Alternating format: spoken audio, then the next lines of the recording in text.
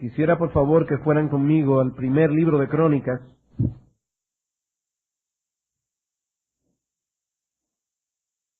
Primer libro de Crónicas, capítulo 29.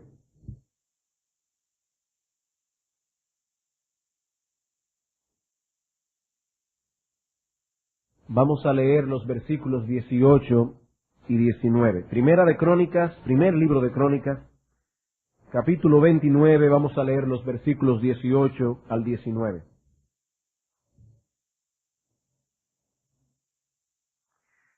Jehová Dios de Abraham, de Isaac y de Israel, nuestros padres, concédeva perpetuamente esta voluntad del corazón de tu pueblo y encamina su corazón a ti.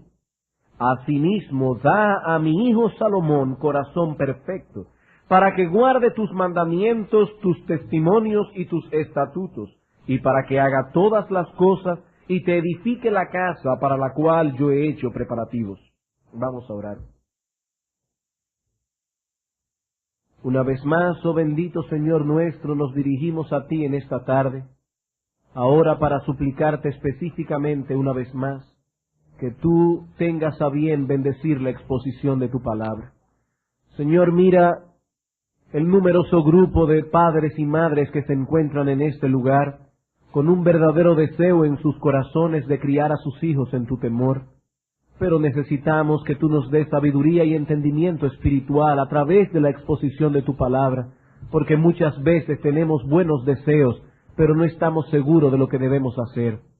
Permite, Padre, que estas directrices que estamos viendo y que tenemos meses viendo ya en esta serie moldeando el carácter de nuestros hijos, ciertamente pueda ser un faro de luz para los padres de nuestra congregación, de manera que podamos criar a nuestros hijos en tu temor y ellos puedan crecer, como te hemos pedido muchas veces, con un fervor mucho más profundo que el nuestro.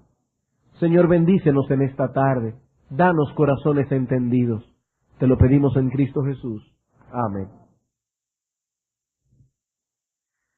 En nuestra serie de sermones que hemos titulado Moldeando el carácter de nuestros hijos, nos encontramos en estos momentos tratando con el tercer elemento que conforma la metodología bíblica que los padres deben usar para alcanzar la meta de criar a nuestros hijos en la disciplina y amonestación del Señor.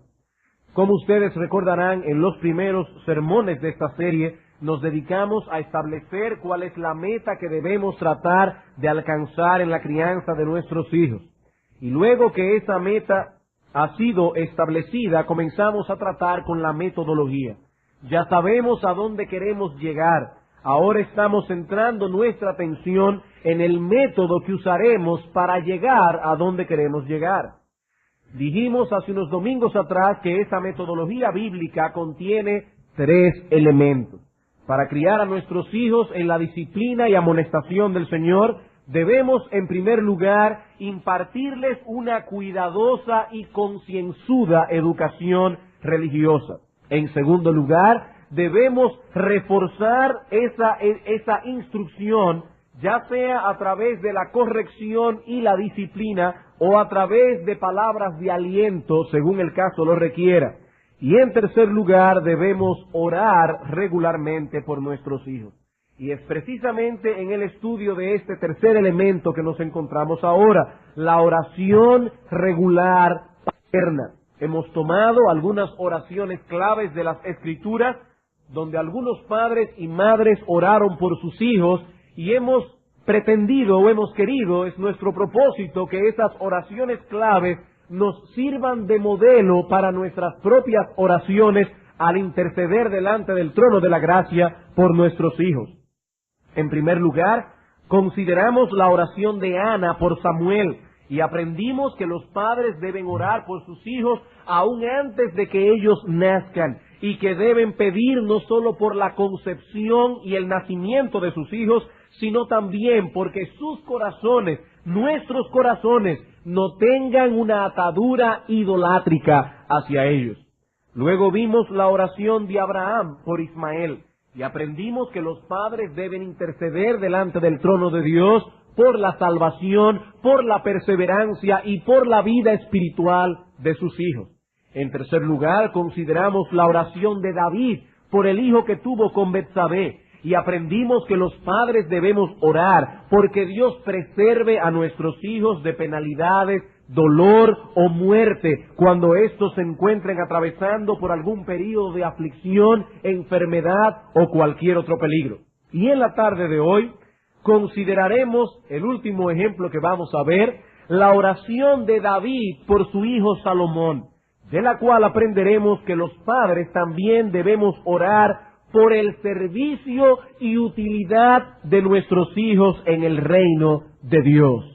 Los padres cristianos deben orar por el servicio y la utilidad de sus hijos en el reino de Dios. Es esto lo que David está pidiendo en la oración que leímos al principio en Primera de Crónicas 29. David está pidiendo a Dios que dé a su hijo Salomón un corazón perfecto. No solo para que guarde sus mandamientos, testimonios y estatutos, sino también, dice él, para que haga todas las cosas y te edifique la casa para la cual yo he hecho preparativos. David deseaba que su hijo Salomón fuese salvo, pero eso no era suficiente. Este hombre de Dios anhelaba que su hijo fuese útil sirviendo al pueblo de Dios, levantando aquel edificio alrededor del cual giraría la vida religiosa del pueblo de Israel. El sermón de esta tarde lo dividiremos en dos encabezados. En primer lugar, veremos la sustancia o contenido de esta oración que David hizo por su hijo Salomón. Y en segundo lugar, veremos el clima, o si quieren ponerlo de otra manera, el contexto en el cual David hizo esta oración. Así que vamos a comenzar viendo en primer lugar la sustancia o contenido de esta oración. Básicamente lo que David está pidiendo es que Salomón su hijo pueda llevar a cabo la edificación del templo para el cual el mismo David había hecho abundante provisión. La edificación de este templo era el gran sueño de David, de manera que aún en estos momentos, cuando su vida está a punto de concluir, este hombre no deja de pensar y de actuar para que esta obra sea hecha.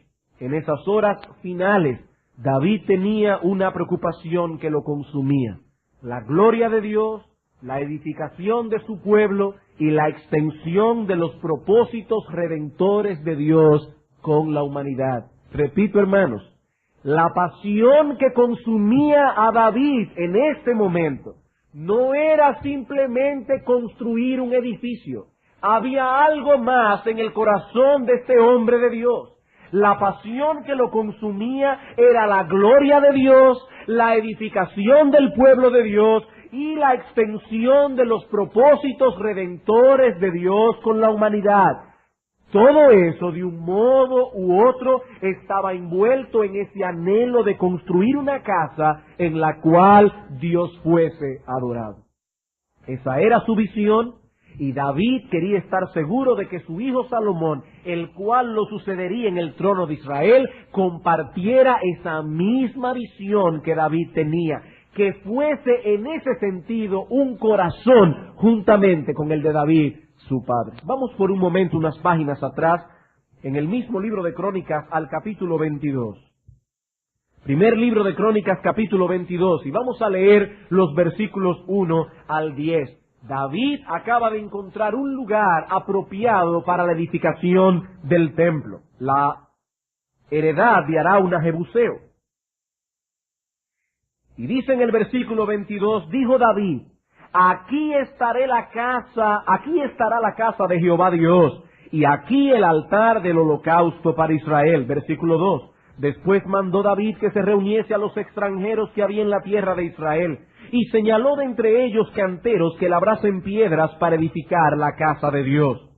Asimismo preparó David mucho hierro para la clavazón de las puertas y para las junturas, y mucho bronce sin peso, y madera de cedro 50, porque los sidonios y tiros habían traído a David abundancia de madera de cedro. Ahora noten bien, dijo David: Salomón mi hijo es muchacho y de tierna edad, y la casa que se ha de edificar a Jehová ha de ser magnífica por excelencia, para renombre y honra en todas las tierras. Ahora pues, yo le prepararé lo necesario. Y David, antes de su muerte, hizo preparativos en gran abundancia. En los versículos 6 y 7,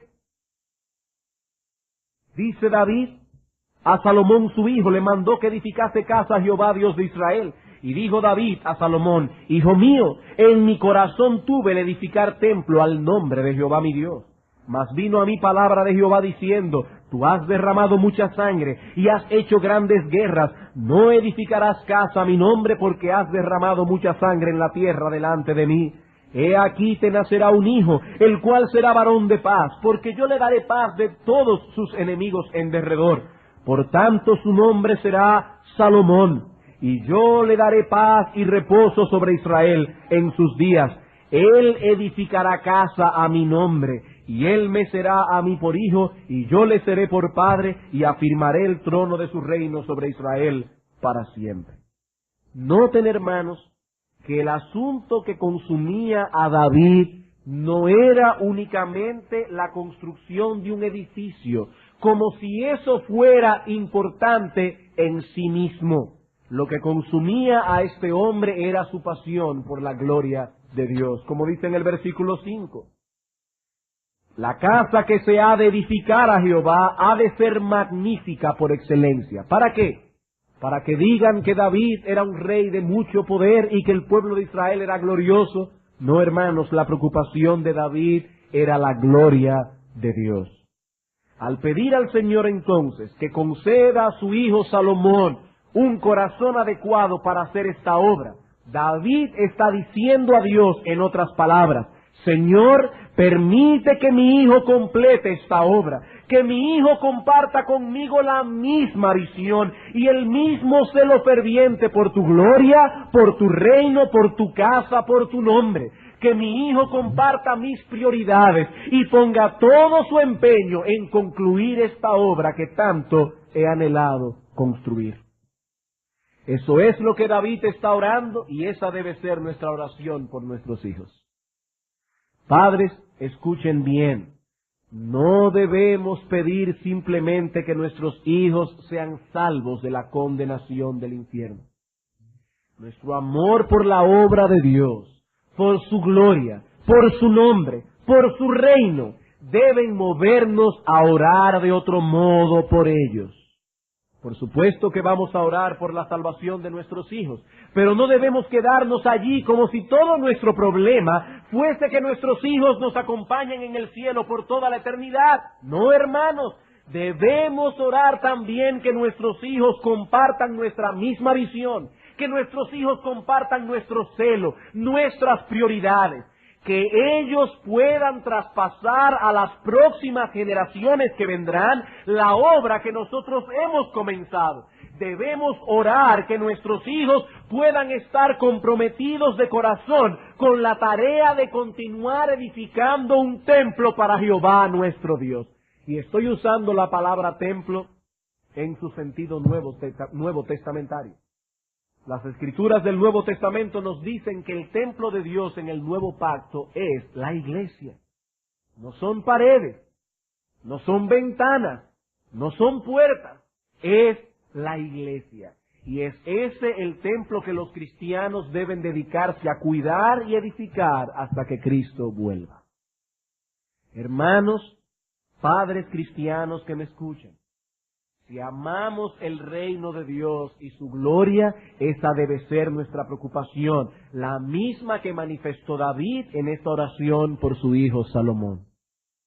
Debemos desear y esforzarnos con todas las fuerzas de nuestro corazón y orar fervientemente a Dios, que nuestros hijos tengan esa misma visión, ese mismo empeño por la expansión del reino de Cristo. Que estas cosas que son tan queridas para nosotros sean queridas también para ellos. Que los niños y jóvenes que están en este lugar, que domingo tras domingo se sientan con sus padres a adorar junto al pueblo de Dios y a escuchar su palabra, lleguen a amar la verdad y a poseer un corazón tierno hacia todo aquello que Dios nos ordena en este sagrado libro. De modo que cuando nosotros no estemos aquí y ellos nos sucedan, puedan luchar con valentía por la defensa del Evangelio. Probablemente ellos tendrán que enfrentar una apostasía religiosa aún mayor que la que nosotros estamos enfrentando en estos momentos. Probablemente el pragmatismo continuará su carrera galopante por minar todos los cimientos de la Iglesia de Cristo, y se necesitarán hombres y mujeres de mucha convicción para poder luchar contra ese monstruo, haciendo un uso firme y diestro de la espada del Espíritu, que es la palabra de Dios. Debemos orar porque nuestros hijos amen la verdad con un amor tan profundo que estén dispuestos a pagar el precio que sea con tal de detener el avance de ese cáncer espiritual. Como alguien ha dicho, el deseo y la preocupación de nuestro corazón ha de ser que nuestros hijos crezcan compartiendo nuestra preocupación por una adoración que sea bíblica, por un liderato bíblico, por una disciplina bíblica, por una edificación bíblica, por una benevolencia bíblica manifestada en la vida corporativa del pueblo de Dios. Que estas cosas que están en nuestro corazón, quiera Dios ponerla en sus corazones. Hermanos, ¿son esas cosas las que nosotros amamos? No solamente ver almas salvadas por el poder de Dios, sino también ver la Iglesia de Cristo alejándose cada vez más y más de una adoración pragmática y humanista, una adoración centrada en el hombre, para acercarse cada vez más y más a una adoración y a una predicación que sea teocéntrica, a una predicación que le dé a Dios su justo lugar. ¿Es eso, hermanos, lo que nosotros amamos? Entonces es eso lo que nosotros debemos desear ver impregnado en la mente, el alma y el corazón de nuestros hijos. En otras palabras, ver a la Iglesia de Cristo experimentar un verdadero avivamiento y una profunda reforma. Algunas personas le temen a la palabra reforma, porque en sus prejuicios asocian este término con ciertos grupos específicos, como si esto fuese algo así como una denominación. Una denominación. Hermanos, reforma no es otra cosa que el proceso que la Iglesia de Cristo ha tenido que sufrir a lo largo de toda su historia para regresar vez tras vez al Nuevo Testamento, cuando esa Iglesia de una forma u otra se ha alejado de él. Eso es reforma. En la época de Martín Lutero, que se conoce en la historia de la Iglesia como la reforma por excelencia, el problema era la oscuridad en que la Iglesia católica había sumido a la mal llamada cristiandad de entonces. La reforma se centró en ese tiempo en la doctrina de la justificación por la fe sola, en contraposición a la predicación del catolicismo de una salvación por obras.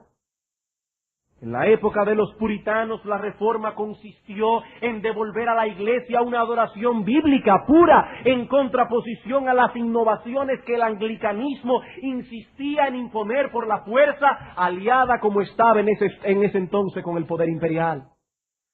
Y esos hombres tuvieron que pagar un precio muy caro, muy alto, para poder mantener dos principios: libertad de conciencia. Nuestra conciencia está atada únicamente a la palabra de Dios, no a las tradiciones de los hombres. Y en segundo lugar, el principio regulativo de la adoración. Pastor, ¿y qué es eso de principio regulativo de la adoración? El principio que dice que la Iglesia de Cristo solo debe hacer aquello que Cristo ha mandado explícitamente en su palabra. Y hermanos, en aquel momento los puritanos tuvieron que luchar con los anglicanos. Nosotros en el día de hoy tendremos que luchar con mucha gente, porque muy pocas iglesias tienen en alto este principio. El principio que regula la adoración en muchas iglesias evangélicas es Si funciona, entonces es permisible, a menos que Dios no lo haya prohibido claramente en su palabra. No, hermanos, eso es pragmatismo. Eso es pragmatismo. El asunto no es si funciona, el asunto ¿es bíblico? ¿Es bíblico? Como hemos dicho en otras ocasiones, cuando Nadab y Abiú encendieron un fuego extraño que Dios no había mandado, Dios los mató. Ellos podían encender ese fuego donde quisieran, en un fogón en el patio de su casa, pero no en el tabernáculo. ¿Había prohibido Dios ese fuego? No, Dios no lo había prohibido, pero en el tabernáculo de Dios, así como en la iglesia de Dios, solo debe hacerse aquello que Cristo explícitamente ha ordenado. Y aquellos hombres tuvieron que luchar para poder mantener en alto ese principio, y muchos de ellos sufrieron incluso la muerte. En la época de Spurgeon, a final del siglo pasado, la lucha se centró en detener el avance del modernismo y de la apatía que vendría tras él. Spurgeon en su tiempo pudo percibir que las cosas no iban por buen camino y que de seguir así el siglo XX sería testigo de una decadencia espiritual sin precedentes en la iglesia de Cristo. Y eso sumergió a este gran hombre de Dios en una terrible controversia que le costó muy caro. Algunos inclusive dicen que Spurgeon murió joven, relativamente joven, por esa controversia tan fuerte en la que se vio sumergido en aquel tiempo. Muchos evangélicos de finales del siglo pasado fueron contagiados por ese optimismo irracional del que hablábamos esta mañana. Todo será bueno en el siglo XX. Ese periodo de la vida de Spurgeon ha sido bautizado en la historia de la Iglesia como la controversia del downgrade, que traducido al español sería algo así como la controversia cuesta abajo. Spurgeon veía que si la Iglesia continuaba permitiendo el avance del modernismo y del arminianismo, se descarrilaría como un tren que va a cuesta abajo sin control. Y en uno de los momentos más fuertes de la controversia, Spurgeon predicó un famoso sermón titulado Sosteniendo firmemente la fe, en el cual decía lo siguiente: todo el mundo admira a Lutero, sí, pero tú no quieres que nadie haga lo mismo al día de hoy. Cuando vamos al jardín zoológico, todos admiramos a los osos. Pero ¿qué te parecería tener un oso en casa? O un oso suelto andando por las calles. Me dirás que eso no podría ser soportado, y sin duda tendrías razón. En otras palabras, lo que Spurgeon está diciendo es, nos gustan los osos, siempre y cuando estén enjaulados. Sigue diciendo, de igual forma, admiramos a un hombre que fue firme en la fe hace 400 años. Los años pasados son como una especie de cueva para el oso, o de jaula de hierro para él. Y ahí es que nos gusta ver a los osos metidos en una jaula. Pero tal hombre al día de hoy sería un fastidio y debe ser echado a un lado. Llámale si quieres un fanático de mente estrecha, o ponle un nombre peor si puedes pensar en alguno.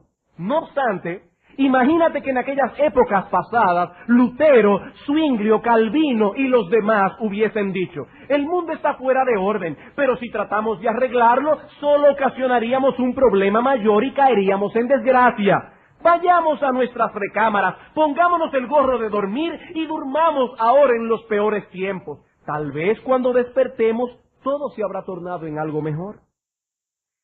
Tal conducta de parte de ellos nos hubiese dado una herencia o legado de error. Generación tras generación hubiesen bajado a las profundidades infernales y los pestilentes pantanos del error nos hubiesen tragado a todos. Pero estos hombres amaron la fe y el nombre de Jesús lo suficiente como para no permitir que fuesen pisoteados. Noten, dice Spurgeon, lo que les debemos a esos hombres y paguemos entonces a nuestros hijos la deuda que tenemos con nuestros padres. No pierdan de vista, señores, que existen todavía generaciones por venir. Si el Señor no aparece súbitamente, vendrá otra generación y otra, y todas esas generaciones estarán manchadas y heridas si no somos fieles a Dios y a su verdad hoy. Hermanos, dice Spurgeon, hemos arribado a una intersección en el camino. Si doblamos a la derecha, puede suceder que nuestros hijos y sus hijos vayan por esa vía. Pero si doblamos a la izquierda, las generaciones que aún no han nacido maldecirán nuestros nombres por haber sido infieles a Dios y a su palabra. Como podemos ver, hermanos, aparte de que este hombre era un buen predicador, tenía mucho discernimiento espiritual. Este hombre pudo prever a finales del siglo pasado las cosas que nuestros ojos están viendo hoy. Las cosas que nuestros ojos están viendo hoy. La iglesia del siglo XX ha cosechado con creces lo que aquellos evangélicos que no quisieron hacerle caso a esta voz solitaria en el desierto sembraron a finales del siglo pasado. Pero ¿qué haremos ahora, hermanos? ¿Qué haremos ahora? ¿Quedarnos cruzados de brazos durmiendo en los peores tiempos, esperando a ver si tal vez al despertarnos las cosas estarán mejor? No, hermanos, tenemos que continuar luchando por ver con nuestros ojos un real avivamiento en la iglesia de Cristo y una reforma profunda. Una iglesia reformada no es otra cosa que una congregación de hombres y mujeres comprometidos con la verdad bíblica. Una generación, una congregación de hombres y mujeres comprometidos con una adoración bíblica, comprometidos con una predicación bíblica, comprometidos con hacer todas las cosas tal como Dios nos ha dicho en su palabra que debemos hacerlas. Como dijo Pablo a su hijo en la fe, Timoteo, estas cosas te escribo, aunque tengo la esperanza de ir pronto a verte. ¿Para qué? Para que si tardo, sepas cómo debes conducirte en la casa de Dios, que es la iglesia del Dios viviente, columna y baluarte de la verdad. Timoteo, la iglesia no es tu casa. Timoteo, la iglesia no es la casa de los hermanos. Timoteo, la iglesia no es el lugar para entretener a los pecadores. Timoteo, la iglesia es la casa de Dios. Y en esa casa solo puede hacerse aquello que Dios ha mandado. Que es una iglesia reformada, una iglesia que está mirando aquellas cosas que se han apartado de ese patrón y quiere reformar, quiere regresar la iglesia de Cristo a ese patrón bíblico. Aquí no estamos hablando, hermanos, de pertenecer a ninguna denominación. No es de denominación que estamos hablando, es de reforma.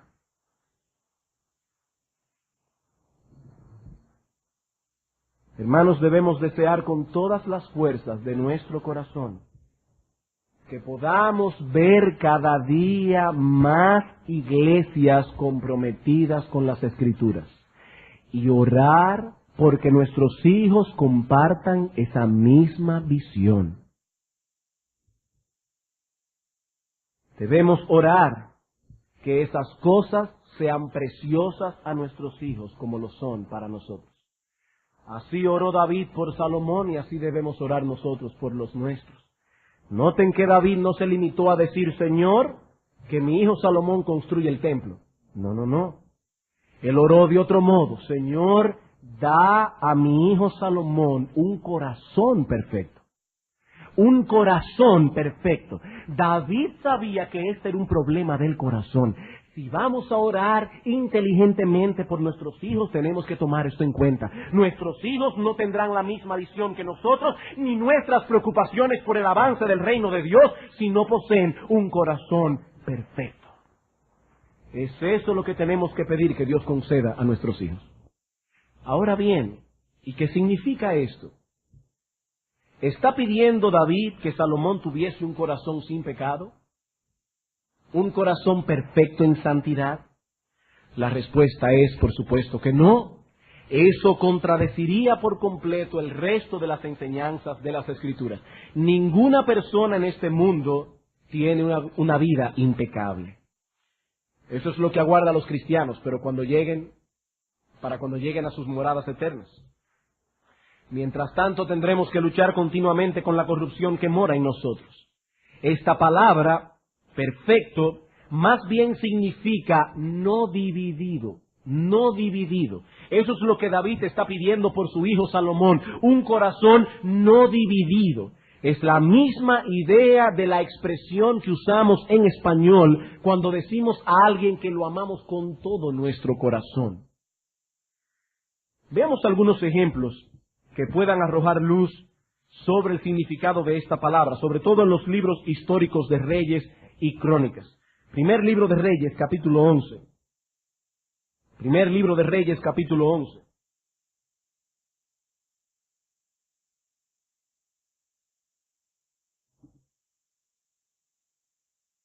Tristemente hubo un período en la vida de Salomón cuando este hombre perdió de vista esa visión por la cual David había orado. Gracias al Señor que él se recobró de esa apostasía, pero es triste cuando uno lee en el récord bíblico la historia de este hombre en su vejez.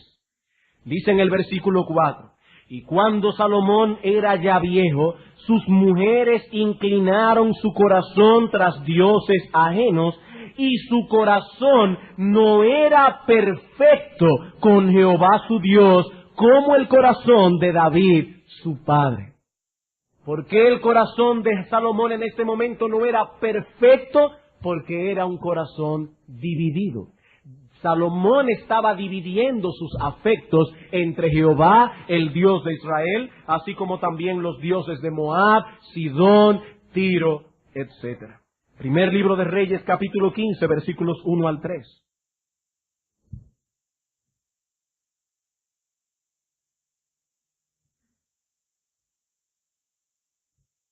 En el año 18 del rey Jeroboam, hijo de Nabat, Abiam comenzó a reinar sobre Judá y reinó 3 años en Jerusalén. El nombre de su madre fue Maaca, hija de Abisalom, y anduvo en todos los pecados que su padre había cometido antes de él.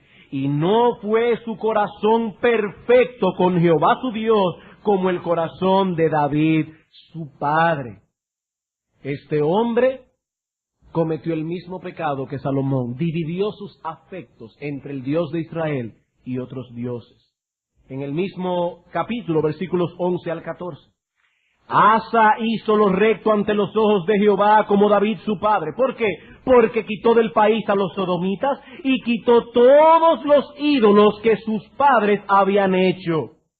También privó a su madre Maaca de ser reina madre porque había hecho un ídolo de acera. Además deshizo Asa el ídolo de su madre y lo quemó junto al torrente de Cedrón. Sin embargo, los lugares altos no se quitaron. Con todo, el corazón de Asa fue perfecto para con Jehová toda su vida. ¿Qué es un corazón perfecto? Un corazón no dividido. Un corazón que adora únicamente a Dios, que no divide su devoción como lo hacen los idólatras. Y ese corazón perfecto se manifestará básicamente de 3 maneras. En primer lugar, un corazón perfecto vive en el temor de Dios, consciente de la presencia de Dios. Segundo libro de Crónicas, capítulo 19. Segundo libro de Crónicas, capítulo 19.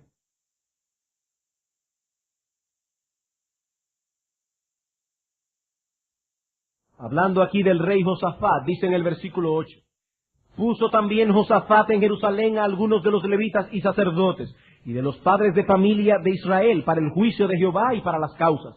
Y volvieron a Jerusalén, y les mandó diciendo, procederéis asimismo con temor de Jehová, con verdad y con corazón íntegro. El texto hebreo dice, con corazón perfecto. ¿Qué es un corazón perfecto? Un corazón que teme al Señor. Un corazón de alguien que vive consciente de la presencia de Dios todos los días de su vida. Un corazón de alguien que vive consciente de que Dios está ahí, de que los ojos de Jehová están sobre todos los hombres, mirando a los buenos y a los malos. En segundo lugar, un corazón perfecto se esfuerza por mantener una obediencia universal a los mandamientos de Dios. Primer libro de Crónicas, capítulo 29, versículo 19, el texto que leímos al principio. Primer libro de Crónicas, capítulo 29, versículo 19.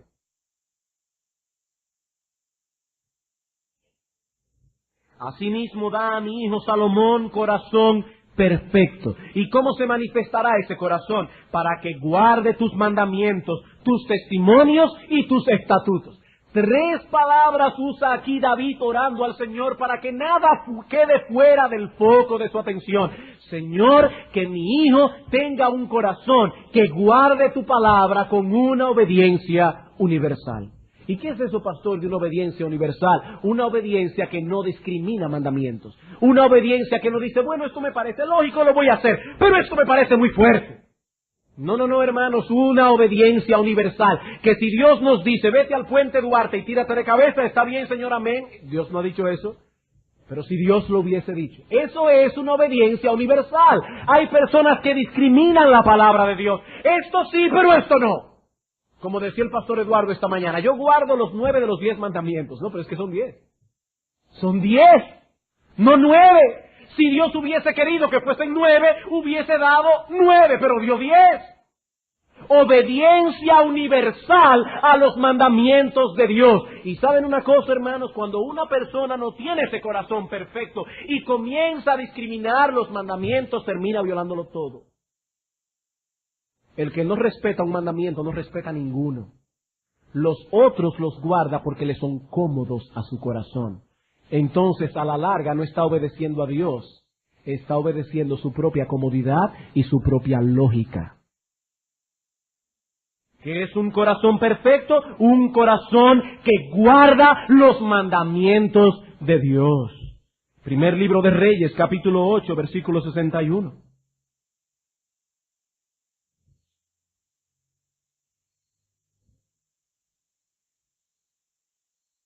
Sea pues perfecto vuestro corazón para con Jehová nuestro Dios, andando en sus estatutos y guardando sus mandamientos como en el día de hoy. Eso es un corazón perfecto. Y en tercer lugar, un corazón perfecto se deleita en vivir para Dios y en servirle. Primer libro de Crónicas, capítulo 28. Primer libro de Crónicas, capítulo 28. Versículos 9 al 10. Y tú, Salomón, hijo mío, reconoce al Dios de tu Padre y sírvele con corazón perfecto. ¿Y eso qué significa? Con ánimo voluntario, con ánimo voluntario. Y una traducción paralela que podemos hacer de esa expresión ánimo voluntario puede ser con deleite del alma.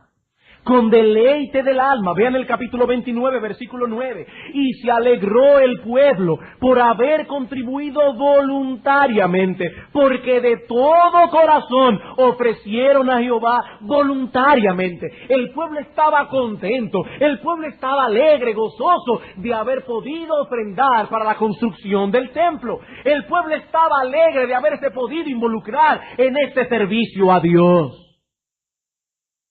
He aquí, hermanos, lo que significa tener un corazón perfecto. Y eso es exactamente lo que David está pidiendo por su hijo. Un corazón perfecto es aquel que adora a Dios voluntaria y deleitosamente. Un corazón perfecto no adora a Dios con renuencia, con mala gana, con resentimiento. El corazón perfecto adora a Dios con gozo, con alegría, voluntariamente. Hermanos, el asunto no es únicamente venir a la iglesia. Es venir con el ánimo preparado para rendir a Dios una adoración que sea digna de Él. Una adoración que sea digna de Él. Y lo que estamos diciendo aquí es que debemos orar que Dios conceda a nuestros hijos ese corazón. Ese corazón. Que no dividan sus afectos entre el Dios que se nos revela en las Escrituras y los dioses de las naciones. Por supuesto, hoy no tenemos los dioses que hicieron pecar a los hijos de Israel. Ya no tenemos a Baal, ya no tenemos a Astoret. Pero el mundo sigue adorando otros dioses. Al Dios del placer, al Dios de la diversión, al Dios del entretenimiento, al Dios de la fama, al Dios de la popularidad y del poder, el Dios del materialismo. Esos son los dioses que los paganos de hoy adoran. Y si esos ídolos encuentran un lugar en el corazón de nuestros hijos, ya no podrán dar a Dios la adoración que Dios se merece. Vendrán a la iglesia, sí, pero con una cara de fastidio, porque nos resulta divertido estar aquí 2 veces en un solo día, cantando himnos y escuchando una exposición de la palabra de Dios, que para colmo dura casi 1 hora. Y a veces más. Eso no tiene nada divertido. Eso no es entretenido, y es precisamente al Dios entretenimiento al que más culto se les rinde hoy día por mucha gente. Y hay muchos padres que tristemente no cuidan para que el Dios entretenimiento no arrope a sus hijos y los dejan ver indiscriminadamente cuanta cosa le pase por el lado que pueda ser de entretención. Si nuestros hijos no poseen un corazón perfecto, un corazón no dividido, no tendrán la misma visión que nosotros tenemos, no tendrán el mismo celo, no tendrán el mismo amor por la gloria de Dios y la expansión de su reino. Pero no quisiera pasar por alto aquí una nota de balance que ponga estas cosas en una correcta perspectiva. Debemos orar que Dios conceda a nuestros hijos un corazón perfecto, que ellos perciban conscientemente la presencia de Dios en sus vidas, que se esfuercen por obedecer los mandamientos, estatutos y decretos de Dios con una obediencia evangélica y universal, que adoren a Dios con deleite, con gozo, con alegría, voluntariamente. Debemos orar por eso, pero no debemos limitarnos a orar. No podemos olvidar que Dios obrará en nuestros hijos a través de ciertos medios, y uno de esos medios es la labor incansable y consistente de los padres. Nosotros estamos llamados a enseñar esas cosas a nuestros hijos, a repetirlas diariamente hasta que encuentren cabida en sus mentes y corazones. Es nuestro deber hacer que nuestros hijos vengan a la iglesia y que vengan con una disposición correcta. Ay, hermano pastor, es que mi hijo es pequeño y entonces él se pone a mirar los abanicos y a pensar en la inmortalidad del cangrejo durante el tiempo que estamos aquí. Sí, hermano, esa es parte de su corrupción. Y tú tienes que enseñar a nuestros hijos, a tus hijos, que nosotros venimos a la iglesia a poner atención a la palabra de Dios. Ah, pero pastor, es que él no entiende, y usted a veces usa palabras que ni yo le entiendo. Sí, hermano, pero el hecho de que tú le digas a tu hijo que lo que estamos haciendo aquí es serio, y que él tiene que poner atención, aunque no entienda, ya le está enseñando algo a tus hijos. Si tú dejas que tus hijos se sienten en ese lugar, poniendo una cara de fastidio y mirando para todas partes como si lo que estuviera pasando aquí no tuviera nada que ver con él, tu hijo crecerá con esa maldición sembrada en su corazón. Y cuando sea un adolescente, nadie podrá exigirle a ese muchacho que ponga atención a la palabra de Dios. No, hermano, no es hacer que nuestros hijos vengan a la iglesia, es que vengan con una disposición correcta. Ah, pastor, ¿y los hijos suyos no se han puesto a veces a distraerse en los cultos? Sí, ellos lo han hecho también. Y sus partes traseras son testigos de lo que su padre y su madre hemos hecho cuando hemos llegado a casa. No, hermanos. Si queremos que nuestros hijos tengan un corazón perfecto, tenemos que enseñarles que es su obligación venir a adorar a Dios con todo su corazón, con toda su alma, con toda su mente y con todas sus fuerzas.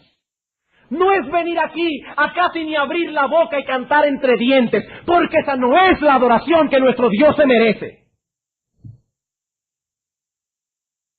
De hecho, hasta en la ropa que nosotros le ponemos a nuestros hijos en el día del Señor tenemos que tener cuidado. Porque eso, incluso eso, envía una señal a nuestros hijos. Si dejamos que nuestros hijos vengan a la iglesia con un t-shirt que tiene los 3 chiflados delante, ¿eso no les va a dar a ellos un sentido de reverencia y de adoración? Dice la Escritura que cuando el apóstol Pedro estaba en la barca y vio a Cristo en la playa y se dio cuenta que era el Señor, se puso su ropa porque no era apropiado que él estuviera sin camisa. No era que Pedro estaba desnudo, es que él no tenía camisa puesta, se la había quitado para pescar, pero no era apropiado que él se presentara de esa manera delante del Señor. No, hermanos, nuestros hijos deben saber, hasta por la ropa que usan, hasta por los zapatos, que ellos no vienen a un campo deportivo. Ellos no vienen aquí a entretenerse. Ellos no vienen a jugar. Ellos vienen a adorar a Dios y escuchar su palabra. Eso es tener un corazón perfecto. Recuerden que la metodología bíblica no se limita a la oración regular de los padres por los hijos. Hemos hablado de 3 elementos en esta metodología. Hemos hablado de impartirles una concienzuda y cuidadosa educación religiosa. Hemos hablado de reforzar esta educación a través de corrección o disciplina o de palabras estimulantes, según el caso lo requiera. Mi amor, estoy contento contigo, te portaste muy bien en el culto. Y cuando estemos repasando el sermón, los padres con sus hijos en la casa al llegar, ¿de qué habló el pastor? El pastor habló esta mañana de ser sal y luz. Amén, mi hijo, estoy contento de ver que tú estuviste por... No es solamente pela, hermano, no es solamente pela, sino también palabras de estímulo. Y ahora, en tercer lugar, estamos hablando de orar. La metodología bíblica no es una cosa o la otra. Es una cosa y la otra. Es una mesa de 3 patas. Si le quitamos una pata no se puede mantener el pie. Las 3 cosas tienen que estar allí para poder criar a nuestros hijos en la disciplina y amonestación del Señor. Ese reloj me está amenazando. Bien, hermanos, ya hemos considerado cuál es el contenido de la oración que David hizo por Salomón. Y eso nos ha enseñado qué es lo que nosotros debemos pedir por nuestros hijos. Debemos pedir que Dios les dé un corazón perfecto. ¿Para qué? Para que ellos puedan ser útiles en el reino de Dios. Ahora veremos en segundo lugar, y en los últimos 10 minutos que nos quedan, les prometo que voy a ser breve, el clima en que esta oración fue hecha. Esta oración fue hecha en un contexto específico y nosotros debemos orar en ese mismo contexto, en ese mismo clima en el que David hizo su oración. En primer lugar, debemos ser nosotros mismos un ejemplo a copiar para nuestros hijos. Si vamos a orar por esto, debemos ser nosotros mismos un ejemplo a copiar para nuestros hijos. Hermanos, ¿cómo podemos orar? Que Dios dé a nuestros hijos un corazón no dividido si nuestro corazón está dividido. ¿Cómo podemos? Las Escrituras dicen acerca de David que este hombre sirvió a Dios todos los días de su vida con un corazón perfecto. Perfecto. Recuerden que eso no significa impecable. David era pecador. Aquí no estamos hablando de un corazón impecable, estamos hablando de un corazón no dividido. David no servía a Dios con un corazón aletargado, con un sentimiento de fastidio. Este hombre podía decir con sinceridad de corazón y de alma en el Salmo 18, te amo, Jehová, fortaleza mía, Jehová, roca mía y castillo mío. Y en otro lugar escribió, Dios mío eres tú, de madrugada te buscaré, mi alma tiene sed de ti, mi carne te anhela. Y en el Salmo 84, cuán amables son tus moradas, oh Jehová de los ejércitos. Anhela mi alma, mi corazón, todo mi ser, estar en los atrios del Señor. Cuando este hombre oraba por su hijo que Dios le concediera un corazón perfecto, no estaba orando hipócritamente por una cosa que no tenía la menor importancia para él. No. Debemos orar que Dios conceda a nuestros hijos un corazón perfecto, un corazón no dividido, pero es necesario que nosotros pongamos delante de ellos un ejemplo a copiar en ese sentido. Ellos deben percibir en nosotros temor a Dios, que nosotros vivimos en su presencia, no los domingos únicamente, no cuando el pastor nos va a visitar, no cuando estamos delante de los hermanos, sino todos los días de nuestra vida. ¿Es ese, hermano, el ejemplo que estás dando a tus hijos? ¿Pueden ver ellos que es tu deleite venir a orar y a adorar a Dios? ¿Perciben ellos que por nada del mundo te ausentas de la iglesia en el día del Señor? A no ser por un motivo de fuerza mayor, como una enfermedad o algo así, no por cualquier tontería. ¿Ese es el ejemplo que tú le estás dando a tus hijos? Entonces puedes orar, Señor, dale un corazón perfecto. Pero si no es así, hermano, tu oración es una oración hipócrita delante de Dios. Y lo que es peor, tus hijos están percibiendo esa hipocresía. Tus hijos están percibiendo esa hipocresía. En segundo lugar, debemos explicar nuestra visión a nuestros hijos. Debemos explicarles nuestra visión a nuestros hijos. Recuerden que lo que David quería era que su hijo Salomón compartiera su visión, su mismo celo por la gloria de Dios, por la gloria de su nombre, por la extensión de su reino. Eso era lo que David estaba pidiendo. ¿Pero qué hizo David? Primer libro de Crónicas, capítulo 28, versículos 11 y 12. Y David dio a Salomón su hijo el plano del pórtico del templo, y sus casas, sus tesorerías, sus aposentos, sus cámaras y la casa del propiciatorio. Asimismo el plano de todas las cosas que tenía en mente para los atrios de la casa de Jehová, para todas las cámaras alrededor, para las tesorerías de la casa de Dios y para las tesorerías de las cosas santificadas. Versículo 19. Noten ahora. Si Salomón su hijo le hubiese preguntado, Padre, ¿por qué las cosas tienen que ser hechas de esa manera? Noten ahora.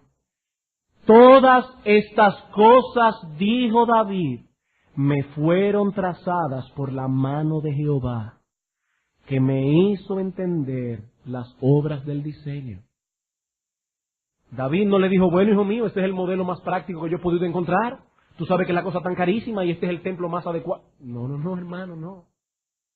David le dijo, hijo mío, las cosas hay que hacerlas así, porque así lo ordenó el Señor. David no se limitó simplemente a explicarle cuál era el plano. David le dio una perspectiva espiritual a su hijo. David estaba explicando a su hijo cuál era su visión y por qué. ¿Por qué? Hermanos, debemos traspasar esas cosas a nuestros hijos. Ellos deben entender por qué aquí hacemos las cosas como las hacemos. Ellos deben entender. Ahora, hermanos, nadie puede explicar algo que no conoce. Si nosotros mismos somos ignorantes con respecto a estas cosas, no podremos traspasarlas a nuestros hijos. Y ellos no la traspasarán a sus hijos. Y en la vuelta de unos años tendremos aquí en Iglesia Bíblica del Señor Jesucristo, si Él no ha venido antes, a un grupo de hombres y mujeres que ahora son nuestros hijos, haciendo las cosas por tradición, sin saber por qué las están haciendo. No tendremos iglesia bíblica del Señor Jesucristo. Tendremos iglesia tradicionalista del pragmatismo, no iglesia bíblica. Hermanos, tenemos que explicar a nuestros hijos, pero tenemos que estar nosotros persuadidos de esas verdades bíblicas. Debemos sentarnos a explicárselas a nuestros hijos. Explicárselas. Y hermanos, si hay algo en la iglesia que tú no entiendes, acércate a los pastores y pregúntales, pero no mines la verdad que los pastores están predicando. Yo no estoy de acuerdo con este asunto. Hermano, tus hijos captan esas cosas. Son ellos los que después se irán de la iglesia y no querrán saber de nada, absolutamente nada de lo que se hace aquí, porque tú no solamente no le explicaste la visión de la iglesia, sino que al mismo tiempo le diste una visión muy particular. Hermano, si tú no entiendes, no critiques, pregunta. Pregunta. Tienes que estar informado. ¿Por qué nosotros no hacemos un llamado al frente como lo hacen otras iglesias? ¿Por qué nosotros no tenemos sociedad de jóvenes como lo hacen otras iglesias? ¿Por qué no tenemos aquí un grupo de teatro para hacer algunas presentaciones los domingos en la noche como lo hacen otras iglesias? ¿Por qué aquí no presentamos películas en vez de tener que oír a este hombre una hora hablando y hablando y hablando? ¿Cómo lo hacen otras iglesias? ¿Por qué? Hijo mío, porque así los pastores dicen que tiene que ser y no hay quien se meta con... No, hermano. No, Si tú no sabes por qué, acércate a los pastores y pregúntale para que entonces puedas sentarte con tus hijos y decirle, hijo mío, mira aquí los principios de la palabra de Dios. Por eso nuestra iglesia no hace esto, por eso nuestra iglesia no hace aquello, por eso hacemos esto y aquello. Porque así lo ha mandado Dios en su palabra. Eso fue lo que Dios trazó con su mano para el diseño de este templo. Tenemos que traspasar nuestra visión a nuestros hijos.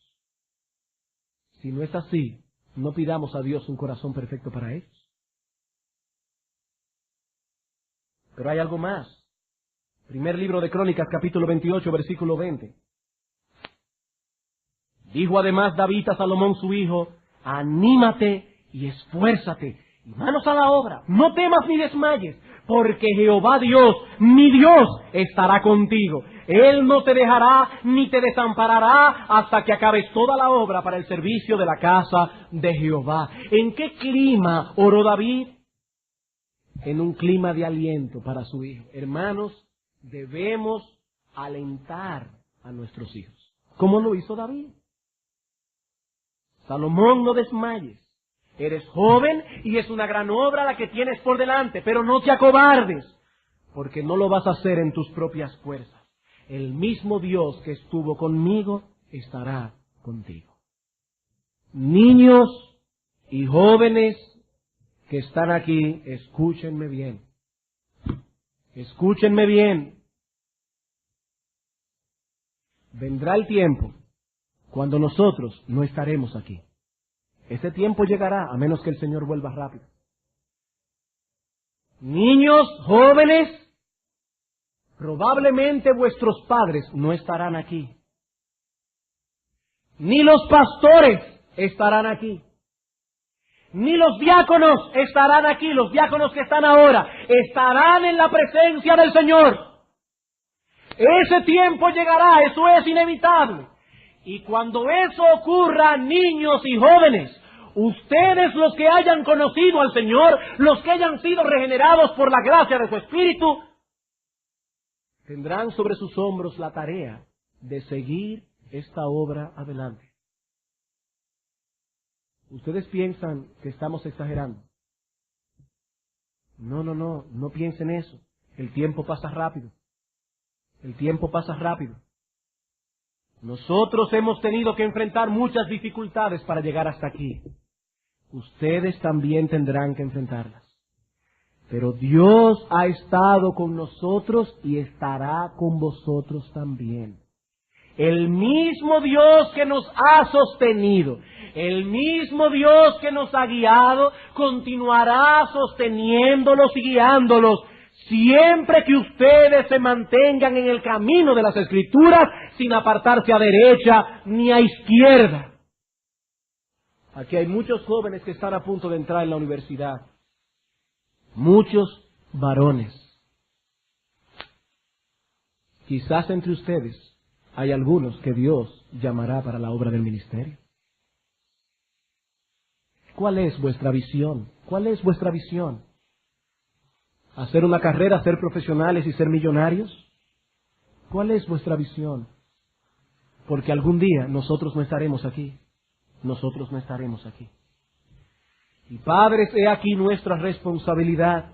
Debemos orar regularmente por nuestros hijos, no solo porque sean salvos y vayan al cielo. Debemos orar con fervor y constancia porque cada uno de ellos pueda ser útil en el reino de Cristo, sirviendo al Señor con un corazón no dividido. No estoy diciendo que debemos orar porque nuestros hijos sean pastores, porque nuestros hijos sean predicadores. No, estamos diciendo que nuestros hijos sean hembras, sean varones, sean útiles en el servicio por el reino de Cristo, en el lugar donde Dios quiera colocarlos.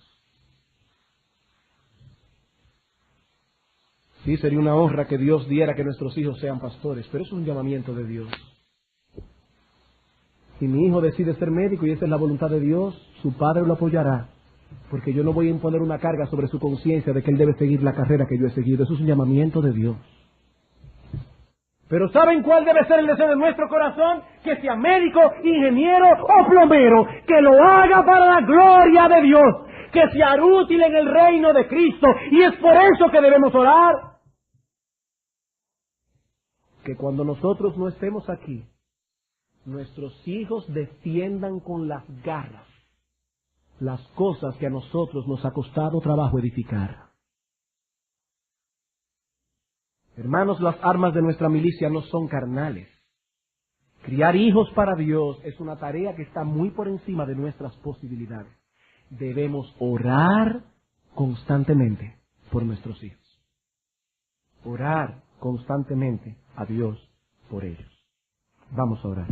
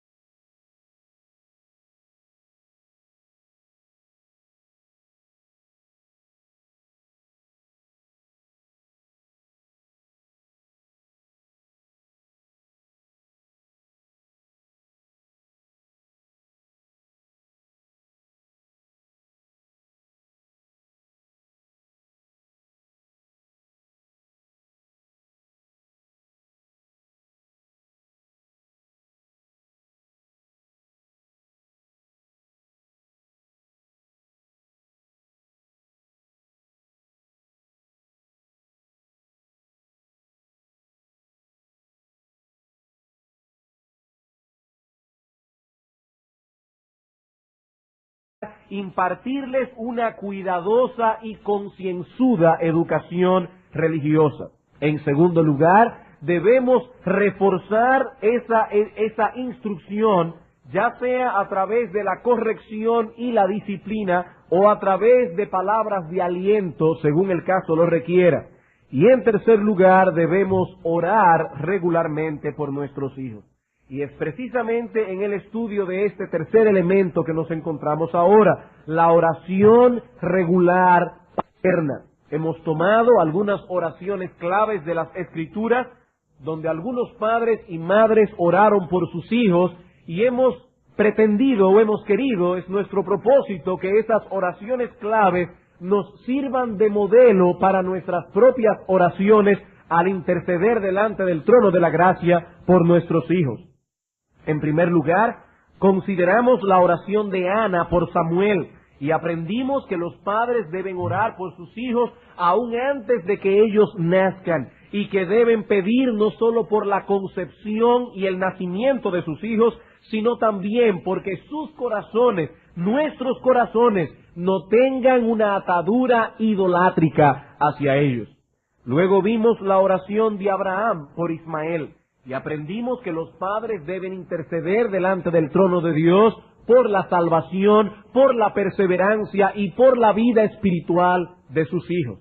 En tercer lugar, consideramos la oración de David por el hijo que tuvo con Betsabé. Y aprendimos que los padres debemos orar porque Dios preserve a nuestros hijos de penalidades, dolor o muerte cuando éstos se encuentren atravesando por algún período de aflicción, enfermedad o cualquier otro peligro. Y en la tarde de hoy consideraremos el último ejemplo que vamos a ver, la oración de David por su hijo Salomón, de la cual aprenderemos que los padres también debemos orar por el servicio y utilidad de nuestros hijos en el reino de Dios. Los padres cristianos deben orar por el servicio y la utilidad de sus hijos en el reino de Dios. Es esto lo que David está pidiendo en la oración que leímos al principio en Primera de Crónicas 29. David está pidiendo a Dios que dé a su hijo Salomón un corazón perfecto. No solo para que guarde sus mandamientos, testimonios y estatutos, sino también, dice él, para que haga todas las cosas y te edifique la casa para la cual yo he hecho preparativos. David deseaba que su hijo Salomón fuese salvo, pero eso no era suficiente. Este hombre de Dios anhelaba que su hijo fuese útil sirviendo al pueblo de Dios, levantando aquel edificio alrededor del cual giraría la vida religiosa del pueblo de Israel. El sermón de esta tarde lo dividiremos en dos encabezados. En primer lugar, veremos la sustancia o contenido de esta oración que David hizo por su hijo Salomón. Y en segundo lugar, veremos el clima, o si quieren ponerlo de otra manera, el contexto en el cual David hizo esta oración. Así que vamos a comenzar viendo en primer lugar la sustancia o contenido de esta oración. Básicamente lo que David está pidiendo es que Salomón su hijo pueda llevar a cabo la edificación del templo para el cual el mismo David había hecho abundante provisión. La edificación de este templo era el gran sueño de David, de manera que aún en estos momentos, cuando su vida está a punto de concluir, este hombre no deja de pensar y de actuar para que esta obra sea hecha. En esas horas finales, David tenía una preocupación que lo consumía: la gloria de Dios, la edificación de su pueblo y la extensión de los propósitos redentores de Dios con la humanidad. Repito, hermanos, la pasión que consumía a David en este momento no era simplemente construir un edificio. Había algo más en el corazón de este hombre de Dios. La pasión que lo consumía era la gloria de Dios, la edificación del pueblo de Dios y la extensión de los propósitos redentores de Dios con la humanidad. Todo eso, de un modo u otro, estaba envuelto en ese anhelo de construir una casa en la cual Dios fuese adorado. Esa era su visión. Y David quería estar seguro de que su hijo espiritual a través de la exposición de tu palabra, porque muchas veces tenemos buenos deseos, pero no estamos seguros de lo que debemos hacer.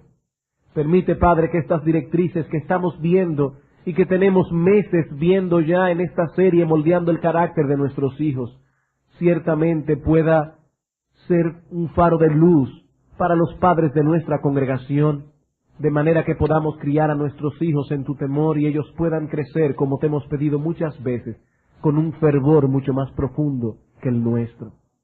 Señor, bendícenos en esta tarde. Danos corazones entendidos. Te lo pedimos en Cristo Jesús. Amén. En nuestra serie de sermones que hemos titulado Moldeando el carácter de nuestros hijos, nos encontramos en estos momentos tratando con el tercer elemento que conforma la metodología bíblica que los padres deben usar para alcanzar la meta de criar a nuestros hijos en la disciplina y amonestación del Señor. Como ustedes recordarán, en los primeros sermones de esta serie nos dedicamos a establecer cuál es la meta que debemos tratar de alcanzar en la crianza de nuestros hijos. Y luego que esa meta ha sido establecida, comenzamos a tratar con la metodología. Ya sabemos a dónde queremos llegar. Ahora estamos centrando nuestra atención en el método que usaremos para llegar a donde queremos llegar. Dijimos hace unos domingos atrás que esa metodología bíblica contiene 3 elementos. Para criar a nuestros hijos en la disciplina y amonestación del Señor, debemos en primer lugar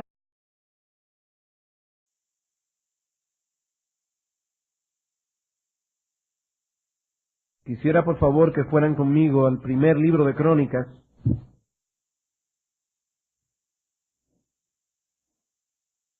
Primer libro de Crónicas, capítulo 29.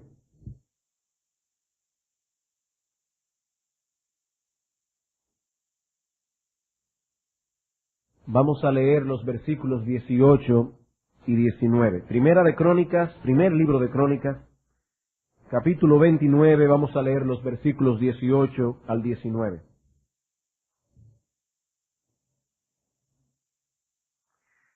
Jehová Dios de Abraham, de Isaac y de Israel, nuestros padres, conserva perpetuamente esta voluntad del corazón de tu pueblo y encamina su corazón a ti. Asimismo, da a mi hijo Salomón corazón perfecto, para que guarde tus mandamientos, tus testimonios y tus estatutos, y para que haga todas las cosas y te edifique la casa para la cual yo he hecho preparativos. Vamos a orar. Una vez más, oh bendito Señor nuestro, nos dirigimos a ti en esta tarde, ahora para suplicarte específicamente una vez más, que tú tengas a bien bendecir la exposición de tu palabra. Señor, mira el numeroso grupo de padres y madres que se encuentran en este lugar, con un verdadero deseo en sus corazones de criar a sus hijos en tu temor, pero necesitamos que tú nos des sabiduría y entendimiento